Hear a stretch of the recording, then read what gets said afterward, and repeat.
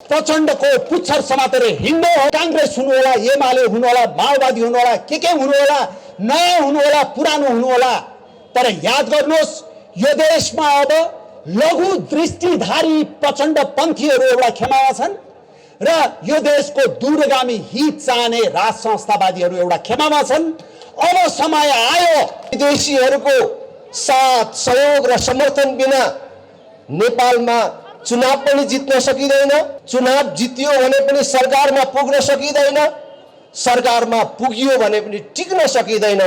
त्यसका लागि विदेशीहरूको साथ र समर्थन चाहिन्छ भनेर विदेशीहरूलाई खुसी पार्ने नाममा नेपालमा अहिले जुन प्रकारको वैदेशिक हस्तक्षेप बढिराखेको छ, शक्ति राष्ट्रहरूको प्रतिस्पर्धा नेपालमा बढिराखेको छ, त्यसले नेपाल शक्ति राष्ट्रहरूको द्वन्द्वको शिकार बन्न सक्ने खतरा बढिसकेको छ। मात्र होइन, कुनै पनि बेला प्रधानमन्त्री स्वयंले भन्नुभएको छ कि हाम्रो राष्ट्रिय स्वाधीनता खतरामा पर्न थालेको हामी स्वयंले पनि देखिराखेका छौँ। प्रचण्डको पुच्छर समातेर हिँड्नु हो कि राज संस्था सहित यो देशमा हिन्दू अधिराज्य स्थापना गरेर यो देशलाई फेरि ट्र्याकमा ल्याउने हो। जुन दिन देश गुमाउँछौँ, जुन दिन देशको अस्तित्व सकिन्छ, त्यो दिन हामी सबैलाई पीडा हुनेछ। समयमै सचिएनन् भने सचिन बाध्य पार्ने खालको आन्दोलन गर्नेछौँ। यो देशलाई हामी अबको केही महिना भित्रमा अहिलेका सरकार र अहिलेका पार्टीहरूलाई नवीन समझदारीमा आउन, शान्तिपूर्ण ढङ्गबाट नवीन समझदारीमा आउन, कसैले कसैलाई पाखा नलाइकन, कसैले कसैलाई हे भाव नराखिकन सबै मिलेर पहिलाका गल्तीहरू पनि सबैले स्वीकार गरेर नयाँ बाटोमा हिँड्नको लागि हामी बाध्य बनाउँछौँ। र यो देशको गौरव पुनः स्थापित गर्ने हो भने अब काठमाडौँ उपत्यकाका नेवारहरूसँग मेरो अनुरोध छ, आफ्ना विचारहरू आफ्नो ठाउँमा होला, तर आफ्ना धर्म संस्कृति र सभ्यता जोगाउनु हामी सबैको दायित्व हो। आउनु पर्यो, निस्किनु पर्यो, के को लागि भने आफ्नो पहिचानको लागि। अब आफ्नो विचारलाई एकछिन थाती नराख्ने हो भने यो देशमा हेर्नुहोस्, कोही मौका पर्यो भने बस्नेवाला छैन। अहिले युरोपको रोमानिया, बुल्गेरिया जस्ता देशहरू, युगोस्लाभियाबाट टुक्रिएका क्रोएसिया जस्ता देशहरू, तपाईको यी देशहरूमा व्यापक रूपमा नागरिकहरूले देश छोडेर जाँदाखेरि उनीहरूलाई देशकै अस्तित्वमा सङ्कट पर्ने हो कि भन्ने डर लागिरहेछ। अहिले यो वर्ष मात्रै रोमानियाले 20,000 नेपाली लाँदैछ। माल्टा जस्तो युरोपियन देशमा नेपालीहरू पुगिरहेछन्, क्रोएसियामा नेपालीहरू पुगिरहेछन्, त्यहाँका क्रोएसियनहरू अन्त गइरहेछन्, तर नेपालीहरू काम गर्न गइरहेछन्, पोल्यान्डमा गइरहेछन्, सबतिर नेपाली जाँदैछन्। जम्मा हामीसँग 3 करोड नेपालीहरू मात्रै छन् र यसै गरी सबैतिर खुला हुने र सबै जाने हो भने देश के होला। त्यसै कारणले सारा देशभरिका नेपालीहरूलाई मेरो आग्रह छ, हो तपाईहरू कांग्रेस हुनु होला, एमाले हुनु होला, माओवादी हुनु होला, के हुनु होला, नयाँ हुनु होला, पुरानो हुनु होला, तर याद गर्नुहोस् यो देशमा अब लघु दृष्टिधारी प्रचण्ड पन्थीहरू एउटा खेमामा छन् र यो देशको दूरगामी हित चाहने राज संस्थावादीहरू एउटा खेमामा छन्। अब समय आयो, नेपालमा राज संस्था नहुँदाखेरि यो संसारकै विशिष्ट संस्कृति र सभ्यतामा नराम्रो असर परेको छ। यो हामी सबैले बुझ्न जरुरी छ। एउटा मान्छे 2 कार्यकाल भन्दा बेसी प्रधानमन्त्री हुन नपाउने व्यवस्था हुनु पर्यो भनेको। एउटा मान्छेले 2 चोटि प्रधानमन्त्री हुँदाखेरि पनि देशको लागि केही गर्दैन भने तेस्रो चोटि हुँदा गर्छ त? अर्को राम्रो र नयाँ मान्छे आउने बाटो खोलिदिनु पर्यो भन्नु खोजे हो हामीले। जसरी अहिले गाउँपालिकाहरूमा एउटा गाउँपालिकाको अध्यक्षले 2 चोटि भन्दा निर्वाचित हुन पाउँदैन, त्यस्तै यो प्रधानमन्त्री भन्ने पद पनि एउटा मान्छेले 2 चोटि मात्रै हुन पाउने, 2 कार्यकाल मात्रै हुन पाउने व्यवस्था हुनुपर्छ भनेर हामीले भनेका छौँ। नेपाल जस्तो देशमा राष्ट्रपतीय व्यवस्था थाप सिद्ध नहुने रहेछ मात्र होइन, राष्ट्रपति निष्पक्ष पनि हुन नसक्ने रहेछ, अभिभावक पनि हुन नसक्ने रहेछ। राष्ट्रपति जो दलबाट निर्वाचित हुन्छ त्यो दलको कारिन्दा भन्दा प्रतिरत केही पनि नहुने रहेछ। त्यसकारण राष्ट्रपतिको ठाउँमा नेपालमा अभिभावकीय राज संस्था चाहिन्छ भनेर हामीले भनेका छौँ। त्यसै गरेर सर्वधर्म समभाव, पूर्ण धार्मिक स्वतन्त्रता सहितको वैदिक सनातन धर्म सापेक्ष हिन्दू अधिराज्य हुनुपर्दछ र प्रलोभनको आधारमा भइराखेको धर्मान्तरणको अन्त्य हुनुपर्दछ भनेर भनेका। त्यसै गरेर प्रदेश संरचनाको खारेजी र दुई तहको सरकार, केन्द्र र बलियो स्थानीय तह भए पुग्छ भनेर हामीले भनेका छौँ। त्यस्तै गरेर जनताबाट प्रत्यक्ष निर्वाचित कार्यकारी प्रधानमन्त्री हुनुपर्छ भनेर हामीले भनेका छौँ। को हुनुपर्दछ भन्ने कुरा सोझै भोट हाल्न पाउने व्यवस्था हुनु पर्यो। अब कर्णालीको मान्छेले पनि, झापाको कचनकोवलको मतदाताले पनि आफ्नो प्रधानमन्त्री सोझै छान्न पाउने व्यवस्था हुनु पर्यो भनेर हामीले माग गरेका छौँ। त्यस्तै गरी कार्यकारी पदहरूमा एक व्यक्ति 2 कार्यकालभन्दा बढी बस्नु नपाउने संवैधानिक व्यवस्था हुनु पर्यो भनेर भनेका छौँ। भनेको एउटा मान्छे 2 कार्यकालभन्दा बेसी प्रधानमन्त्री हुन नपाउने व्यवस्था हुनु पर्यो भनेको। एउटा मान्छेले 2 चोटि प्रधानमन्त्री हुँदाखेरि पनि देशको लागि केही गर्दैन भने तेस्रो चोटि हुँदा गर्छ त?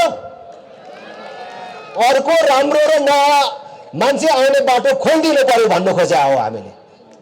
जसरी अहिले गाउँपालिकाहरूमा एउटा गाउँपालिकाको अध्यक्षले 2 चोटि भन्दा निर्वाचित हुन पाउँदैन, त्यस्तै यो प्रधानमन्त्री भन्ने पद पनि एउटा मान्छेले 2 चोटि मात्रै हुन पाउने, 2 कार्यकाल मात्रै हुन पाउने व्यवस्था हुनुपर्छ भनेर हामीले भनेका छौँ। चुप लागेर बस्नु देश र जनताप्रतिको बेइमानी हुने ठानेर अब राष्ट्रिय प्रजातन्त्र पार्टीले सडकमा जनताको पक्षमा, देशको पक्षमा जाने निष्कर्षका साथ यो आन्दोलनको उद्घोष गरेको छ। यो संसारकै विशिष्ट संस्कृति र सभ्यता हो। संसारकै भनिरहेको छु मैले, यहाँ दक्षिण एसियाको मात्रै पनि भनेको छैन।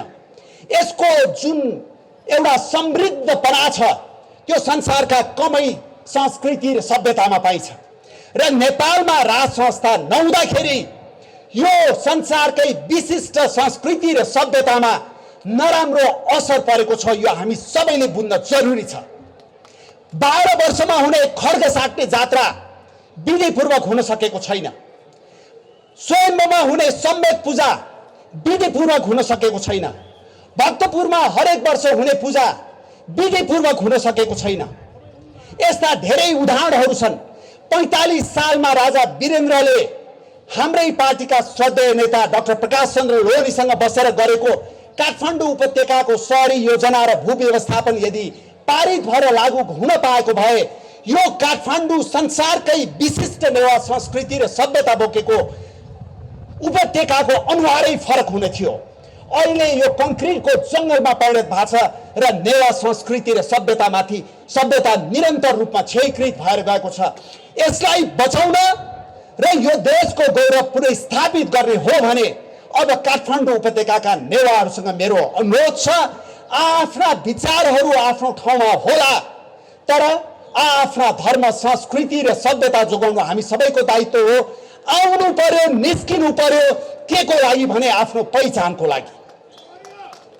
यो कुरामा यहाँहरूलाई म आग्रह गर्न चाहन्छु। विदेशमा रोजगारीका लागि संस्वीकृति लिनेहरूको संख्या 30 लाख छ र यदि स्वीकृति पाएको खण्डमा 30 लाख देश छोडेर जान्छन्।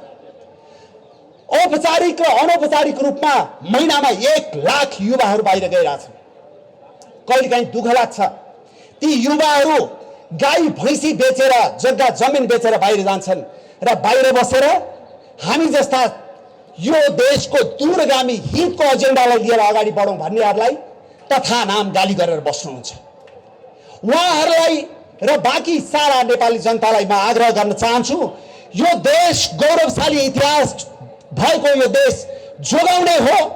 तपाईहरुका छोराछोरी र हाम्रा छोराछोरीको भविष्य यो देशमा सुनिश्चित गर्ने हो भने, अब आफ्नो विचारलाई एकछिन थाती नराख्ने हो भने यो देशमा हेर्नुहोस्, कोही मौका पर्यो भने बस्नेवाला छैन। अहिले युरोपको रोमानिया, बुल्गेरिया जस्ता देशहरू, युगोस्लाभियाबाट टुक्रेका क्रोएसिया जस्ता देशहरू, तपाईको यी देशहरूमा व्यापक रूपमा नागरिकहरूले देश छोडेर जाँदाखेरि उनीहरूलाई देशकै अस्तित्वमा संकट पर्ने हो कि भन्ने डर लागिरहेछ। अहिले यो वर्ष मात्रै रोमानियाले 20,000 नेपाली लाँदैछ। मोल्टा जस्तो युरोपियन देशमा नेपालीहरू पुगिरहेछन्, क्रोएसियामा नेपालीहरू पुगिरहेछन्, त्यहाँका क्रोएसियनहरू अन्त गइरहेछन्, तर नेपालीहरू काम गर्न गइरहेछन्, पोल्यान्डमा गइरहेछन्, सबतिर नेपाली जाँदैछन्। जम्मा हामीसँग 3 करोड नेपालीहरू मात्रै छन् र यसै गरी सबैतिर खुला हुने र सबै जाने हो भने देश के होला। त्यसै कारणले सारा देशभरिका नेपालीहरूलाई मेरो आग्रह छ, हो तपाईहरु कांग्रेस हुनु होला, एमाले हुनु होला, माओवादी हुनु होला, के हुनु होला, नयाँ हुनु होला, पुरानो हुनु होला, तर याद गर्नुहोस् यो देशमा अब लघु दृष्टिधारी प्रचण्ड पन्थीहरू एउटा खेमामा छन् र यो देशको दूरगामी हित चाहने राज संस्थावादीहरू एउटा खेमामा छन्। अब समय आयो प्रचण्डको पुच्छर समातेर हिँड्नु हो कि राज संस्था सहित यो देशमा हिन्दुवादी राज्य स्थापना गरेर यो देशलाई फेरि ट्र्याकमा ल्याउने हो र हामी सबैलाई बस्न एकदम ठिकठाकको देश बनाउने हो। देशभरिका जनताले अब विचार नगर्ने हो भने ठीक छ, गाईबस्तु बेच्नुहोस्, घर जग्गा बेच्नुहोस्, छोराछोरी नेपाल पठाउनुहोस्, बुढाबुढी भएपछि आफू पनि जानुहोस्, देश रित्तियोस्, कसलाई के मतलब। विश्व यो वर्ल्ड एकदम वर्ल्ड सिटिजन भनेर त अहिले त आइसकेकै छ, ग्लोबल सिटिजन भन्ने कन्सेप्ट आइसकेको छ। ग्लोबल सिटिजन भनौँ हामी पनि जहाँ जहाँ मन लाग्छ त्यही जाउँ, तर ग्लोबल सिटिजन भन्नेहरूलाई म भन्न चाहन्छु प्यालेस्टिनियनहरूलाई गएर सोध्नुहोस् देशमा उनीहरूको पीडा के हुन्छ, देश अतिक्रमण हुँदाको पीडा के हुन्छ युक्रेनियनहरूलाई गएर सोध्नुहोस्। त्यसो हुनाले ग्लोबल सिटिजन हामी विश्व नागरिक भन्न सजिलो छ, तर जुन दिन देश गुमाउँछौँ, जुन दिन देशको अस्तित्व सकिन्छ त्यो दिन हामी सबैलाई पीडा हुनेछ। त्यसै हुनाले सबैजना आफ्ना पार्टी आफ्ना विचारबाट एकचोटि माथि उठाउँ र त्यसको नेतृत्व अहिले राप्रपाले गर्दैछ। राप्रपाले किन गर्ने भन्नुहोला, कुनै पनि साँच्चीकै ठुलो व्यवस्था परिवर्तन गर्न, देशमा ठुलो परिवर्तन ल्याउनको लागि त्यो सङ्गठित समूह नै चाहिन्छ, सङ्गठित राजनीतिक दल नै चाहिन्छ। त्यसो हुनाले तपाईहरू राप्रपाकै हुनु पर्दैन, तर यो एजेन्डा र यो देशको दीर्घकालीन हितलाई सुनिश्चित गर्ने हो भने अहिले राप्रपाले गर्न लागेको आन्दोलनलाई साथ दिन म तपाईहरू सबैलाई आग्रह गर्छु। यो देशलाई हामी अबको केही महिना भित्रमा अहिलेका सरकार र अहिलेका पार्टीहरूलाई नवीन समझदारीमा आउन, शान्तिपूर्ण ढङ्गबाट नवीन समझदारीमा आउन, कसैले कसैलाई पाखा नलाइकन, कसैले कसैलाई हे भाव नराखिकन सबै मिलेर पहिलाका गल्तीहरू पनि सबैले स्वीकार गरेर नयाँ बाटोमा हिँड्नको लागि हामी बाध्य बनाउँछौँ भन्ने हाम्रो विश्वास हो। नेपाल जस्तो देशमा राष्ट्रपतीय व्यवस्था थाप सिद्ध नहुने रहेछ मात्र होइन, राष्ट्रपति निष्पक्ष पनि हुन नसक्ने रहेछ, अभिभावक पनि हुन नसक्ने रहेछ। राष्ट्रपति जो दलबाट निर्वाचित हुन्छ त्यो दलको कारिन्दा भन्दा प्रतिर केही पनि नहुने रहेछ। त्यसकारण राष्ट्रपतिको ठाउँमा नेपालमा अभिभावकीय राज संस्था चाहिन्छ भनेर हामीले भनेका छौँ। त्यसै गरेर सर्वधर्म समभाव, पूर्ण धार्मिक स्वतन्त्रता सहितको वैदिक सनातन धर्म सापेक्ष हिन्दू अधिराज्य हुनुपर्दछ र प्रलोभनको आधारमा भइराखेको धर्मान्तरणको अन्त्य हुनुपर्दछ भनेर भनेका। त्यसै गरेर प्रदेश संरचनाको खारेजी र दुई तहको सरकार, केन्द्र र बलियो स्थानीय तह भए पुग्छ भनेर हामीले भनेका छौँ। त्यस्तै गरेर जनताबाट प्रत्यक्ष निर्वाचित कार्यकारी प्रधानमन्त्री हुनुपर्छ भनेर हामीले भनेका छौँ। को हुनुपर्दछ भन्ने कुरा सोझै भोट हाल्न पाउने व्यवस्था हुनु पर्यो। अब कर्णालीको मान्छेले पनि, झापाको कचनकोवलको मतदाताले पनि आफ्नो प्रधानमन्त्री सोझै छान्न पाउने व्यवस्था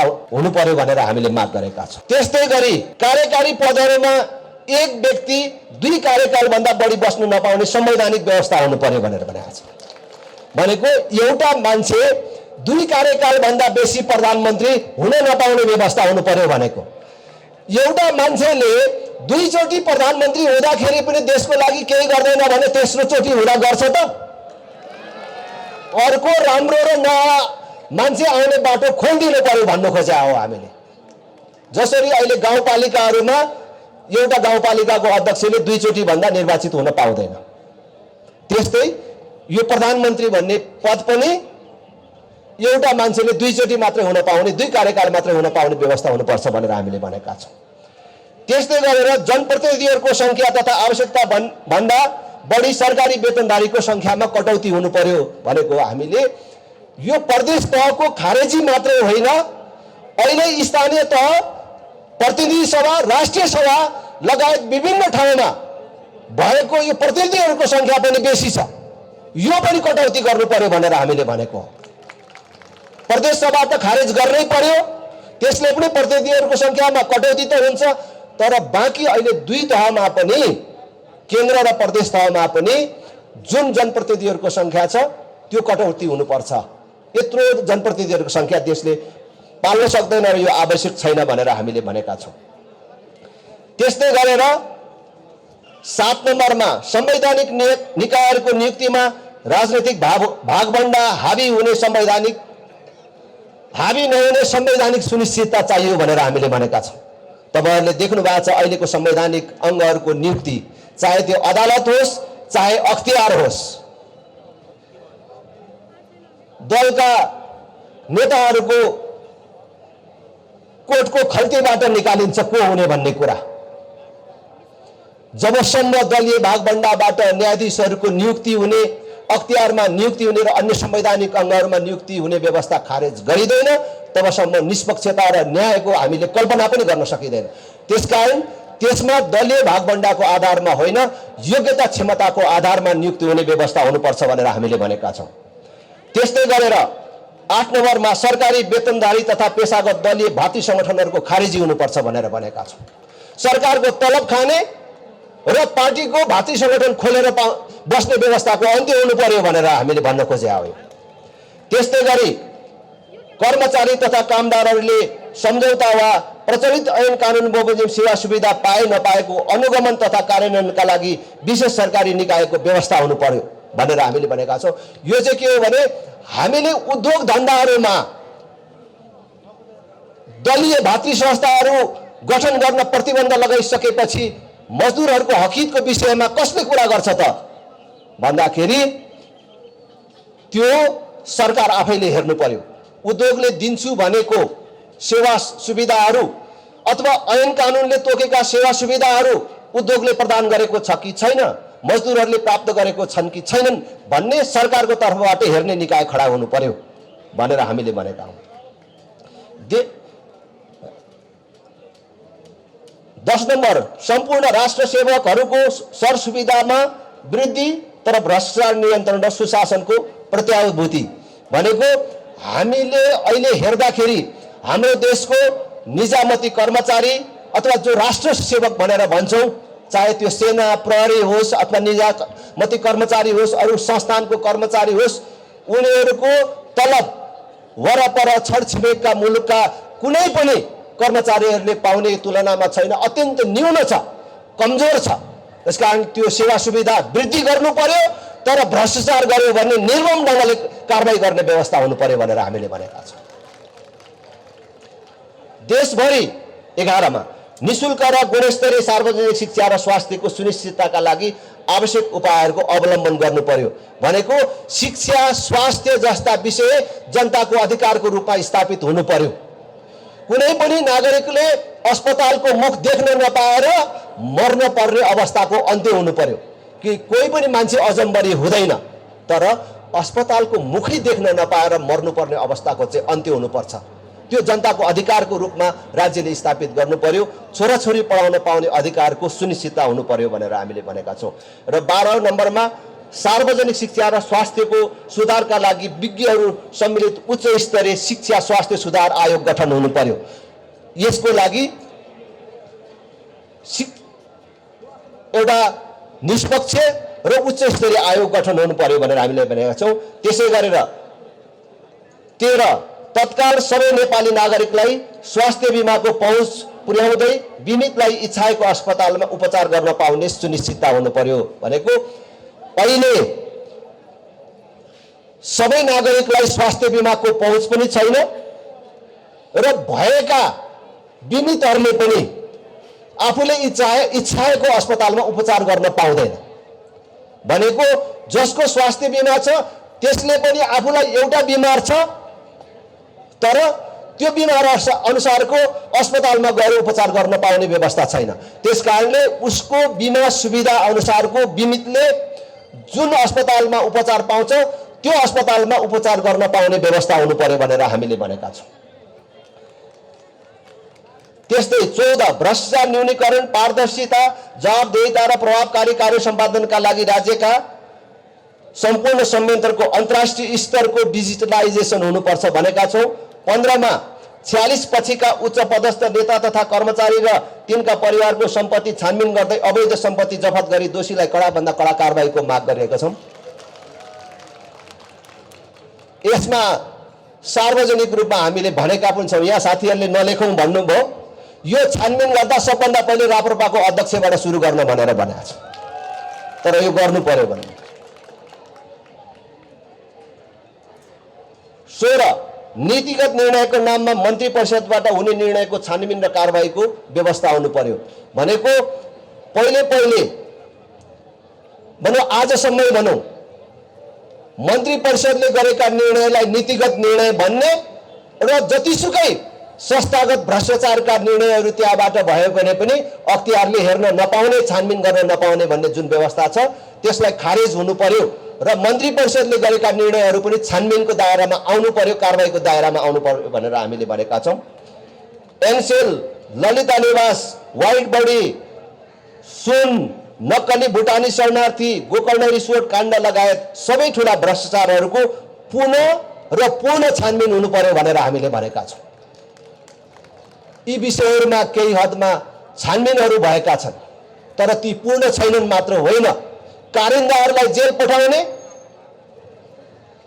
मालिकहरूले उन्मुक्ति पाउने, नेताहरूले उन्मुक्ति पाउने काम भएको छ। त्यसकारण यसको पूर्ण छानबिन हुनुपर्छ भनेर हामीले माग गरेका छौँ। 18 सहकारी र लघु वित्तको प्रभावकारी नियमन गर्दै बचतकर्ताको बचत सुरक्षाको ग्यारेन्टी, जनताको बचत हिनामिना गर्नेलाई कडा दण्ड सजाय तथा राज्यबाट निक्षेपकर्ताको दायित्व वहन हुनु पर्यो भनेर भनेका छौँ। त्यसै गरेर 19 जोखिममा रहेका व्यवसायी तथा लघु वित्त र सहकारीका साना ऋणीहरूलाई राहत प्याकेजको घोषणा गरियोस् भनेर हामीले भनेका छौँ। 20 नम्बर न्यूनतम 1 वर्ष सबै बैंक तथा वित्तीय संस्थाहरूबाट लिलाम प्रक्रिया रोका गरी पुनः कर्जा लगायतको व्यवस्था गरियोस् भनेर हामीले भनेका छौँ। अहिले विभिन्न समस्याका कारण समयमा ब्याज तिर्न नसकेका ऋणीहरूको धितो धमाधम लिलाम प्रक्रियामा जान थालेको छ। त्यसकारण त्यसलाई 1 वर्ष रोका गरेर पुनः कर्जाको व्यवस्था गरियोस् भनेर हामीले भनेका छौँ र कसैले आफ्नो धितो बेचेर तिर्न पाउने समय समेत उसले चाहिँ प्राप्त गर्न सक्छ। त्यसकारणले 1 वर्ष यो स्थगित गरियोस् भनेर भनेका छौँ र कतिपय बैंकहरूबाट खराब मनसाय राखेर योजनाबद्ध ढङ्गबाट विगतमा गरिएका लिलामी तथा संविधान र कानुनसँग बाजिने गरी बैंक तथा वित्तीय संस्थाहरूले ऋणीबाट असुलेको ब्याज सम्बन्धमा छानबिन गरियोस् भनेर भनेका छौँ। बैंक तथा वित्तीय संस्था 22 नम्बर बैंक तथा वित्तीय संस्थाहरूको ब्याज दर एकल अङ्कमा कायम गरी सेवा शुल्क खारेज गरियोस् भनेर भनेका छौँ। 23 सहकारी लघु वित्त तथा बैंक लगायतका समस्या समाधान गर्न अधिकार सम्पन्न वित्तीय समस्या समाधान आयोग गठन गरियोस् भनेर भनेका छ। 24 निर्माण व्यवसायीहरूको भुक्तानी दिन बाँकी रकम तत्काल भुक्तानीको व्यवस्था गरियोस् भनेर छ। 25 द्वन्द्व पीडितलाई न्याय, क्षतिपूर्ति र जफत गरिएका सम्पत्ति फिर्ता तथा मिटर ब्याज पीडितको समस्या समाधानका लागि ठोस पहल होस्। 26 सुकुम्बासी समस्या सदाका लागि समाधान गर्न निश्चित अवधि तोकी घर दैलोमै गएर नाप नक्सा गरी वास्तविक सुकुम्बासीलाई जग्गा धनी पूर्जा दिने व्यवस्था गर्न साथै हाल सुकुम्बासीहरूलाई जग्गा धनी पूर्जा दिँदा लाग्दै आएको महँगो राजस्व खारेजीको व्यवस्था गरियोस् भनेको छ। 27 साना ठुला उद्योग धन्दाको व्यापक विकास तथा रोजगारी सिर्जनाका लागि उद्यमी व्यवसायहरूले भोग्नुपर्ने झन्झटिलो सरकारी प्रणालीमा सुधार तथा लगानी मैत्री वातावरणको निर्माण गरियोस्। 28 विकास विरोधी देखिएको सार्वजनिक खरिद तथा वन ऐनमा संशोधन गरियोस्। 29 आधारभूत अधुरा तथा चालू योजनाहरूमा आवश्यक रकम निकास नगरी नयाँ योजना प्रारम्भ गर्ने र त्यसलाई पनि पछि अलपत्र पार्ने गरी आवश्यक रकम निकास नगर्ने प्रचलनको अन्त्य गरियोस्। 30 रोजगार उत्पादन तथा निर्यातमूलक उद्योगहरूलाई विद्युत तथा करमा विशेष सहुलियतको व्यवस्था गरियोस् र 40-50 हजार तलबका लागि युवाले विदेश जान नपर्ने वातावरणको निर्माण गरियोस्। 31 कृषि कल्याण कोषको निर्माण, साना किसानका लागि सहज र सहुलियत दरमा कृषि कर्जाको प्रवाह तथा कृषि मल कारखानाको स्थापना, गत 5 वर्षमा कृषि अनुदान कति र कसलाई दिइयो भन्ने बारे श्वेत प्रकाशन र छानबिन। 32 पर्यटन प्रवर्धनका लागि पर्यटकीय क्षेत्रहरूको सरसफाई सुधार व्यवस्थापन, अन्तर्राष्ट्रिय बजारीकरण तथा घरेलु क्षेत्रीय र अन्तर्राष्ट्रिय कनेक्टिभिटीमा व्यापक सुधार। 33 नेपालको ऊर्जा खपत, सिँचाइको आवश्यकता, बाढी नियन्त्रणलाई मध्यनजर गर्दै र नेपालको आर्थिक विकास र दीर्घकालीन हितलाई सुनिश्चित गरी ऊर्जा निर्यात नीतिको निर्माण। 34 ऊर्जा तथा अन्य क्षेत्रमा स्वदेशी गैर आवासीय तथा वैदेशिक रोजगारीमा रहेका नेपालीहरूको लगानी तथा सिपलाई प्रोत्साहन। 35 कम से कम 100 वर्षपछिको नेपाललाई मध्यनजर गर्दै देशभरि पूर्वाधार शहरी विकास र भू उपयोग नीतिको निर्माण र कार्यान्वयन।